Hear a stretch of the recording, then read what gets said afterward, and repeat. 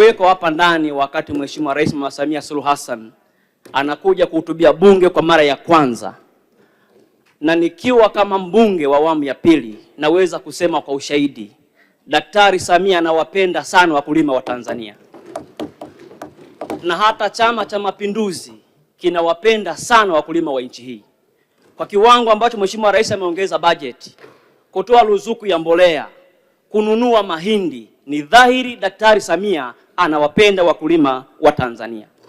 Jambo la pili, Mheshimiwa Mwenyekiti, nitumie nafasi hii pia kumshukuru sana Waziri wa Kilimo Mheshimiwa Daniel Godfrey Chongolo kwa hotuba yake nzuri iliyoonyesha dhamira ya kweli ya kuwasaidia wakulima wa Tanzania. Na nimpongeze pia Mheshimiwa Silinde na wataalamu wote wa hii wizara akiwemo na Katibu Mkuu ndugu yetu Mweli. Mheshimiwa Mwenyekiti, nitaongea mambo matatu tu kwa asubuhi ya leo. Jambo la kwanza, nianze na ushirika. Nimesoma kwenye hotuba ya Mheshimiwa Waziri ukurasa 117 mpaka 124. Wameongea wa kuhamasisha wananchi wafungue SACCOS, vikundi viunde SACCOS na kadhalika. Ushauri wangu kwa serikali, ndugu yangu Dr. Ndiege najua ananisikia vizuri sana. Tatizo kwenye ushirika, Mheshimiwa Mwenyekiti, ni vyama vya ushirika kuwaibia wakulima. Kule Njombe kwa mfano, maeneo mengi vyama vya ushirika vimeibia wakulima fedha. Lupembe wananchi wangu wameibiwa fedha. Makambako ambako Mheshimiwa Waziri pale chama cha ushirika kimekula fedha za wakulima. Ukienda Ibumira, ukienda Njombe.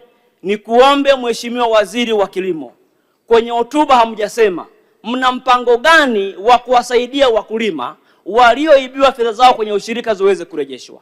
Hili jambo muhimu sana.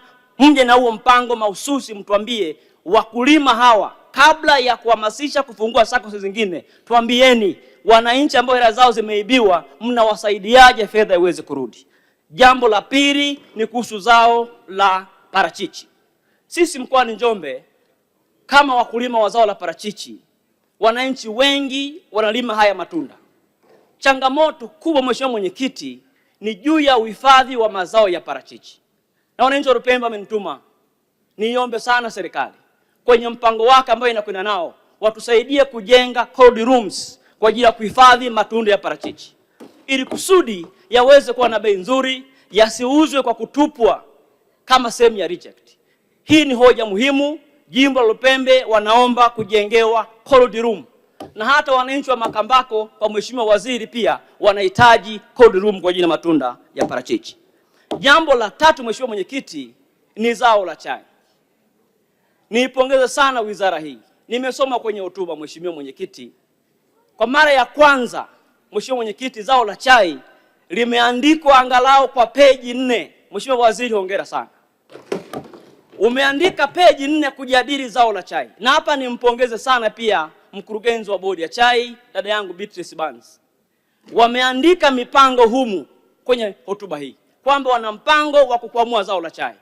Ombi langu Mheshimiwa Waziri, wananchi wa Lupembe wamelia kwa muda mrefu kutaka kiwanda chao kirejeshwe, na kuomba Mheshimiwa Waziri, mmesema kwenye taarifa hii mkirudi ofisini baada ya hii bajeti, karejesheni kiwanda cha wakulima Lupembe tuweze kwenda mbele.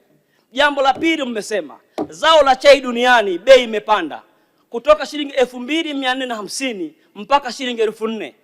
Nataka niombe sana serikali, badala ya kujadili kupunguza bei ya chai, tufikirie kuongeza bei ya wakulima wa chai hapa nchini. Lakini jambo lingine pia kwenye chai, sisi watu wa mkoa wa Njombe mnaweza msituelewe. Tunaposema kuhusu viwanda vya Dielo, hatusemi personal. Viwanda hivi vilichukuliwa vikiwa vinafanya kazi. Baada ya viwanda vyote vile kuwa vimechukuliwa, sasa vifanyi kazi.